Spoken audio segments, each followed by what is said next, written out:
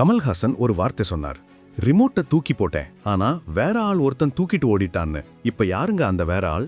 மக்கள் நீதி மய்யம் தலைவர் கமல்ஹாசன் திமுகவுடன் கூட்டணி சேர்ந்தது ஏன்னு எல்லாரும் கேட்ட கேள்விக்கு தஞ்சாவூர்ல வச்சு வெளிப்படையா ஒரு பதில் சொல்லியிருக்காரு. நான் தான் ரிமோட்டை தூக்கி போட்டேன், ஆனா வேறு ஒருவன் தூக்கிட்டு ஓடிட்டான். நம்ம மாநில ரிமோட் நம்ம மாநிலத்துல தான் இருக்கணும்னு கமல் சொன்னதும் ரசிகர்கள் கூச்சல் போட்டாங்க.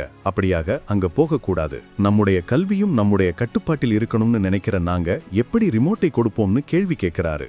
ரிமோட் பத்தி அவர் பேசின இந்த அரசியல் மேட்டர் தான் இப்போ ட்ரெண்டிங். அப்போ யார் அந்த ரிமோட்டை தூக்கிட்டு போனது? அங்கு போகக்கூடாதுன்னு அவர் சொல்றது தமிழ்நாட்டின் கட்டுப்பாட்டில் இல்லாத ஒரு டெல்லி மைய அரசையா? ரிமோட்டை ஒருவன் தூக்கிட்டு ஓடாம இருக்கத்தான் திமுக கூட்டணிங்கிற முடிவை எடுத்தோன்னு அவர் சொன்னது ஸ்நேகன் குடும்பத்தையே கைத்தட்ட வச்சிருக்கு. புரிந்தால் புரிந்து கொள்ளுங்கள், இல்லை என்றால் சும்மா இருங்கள்.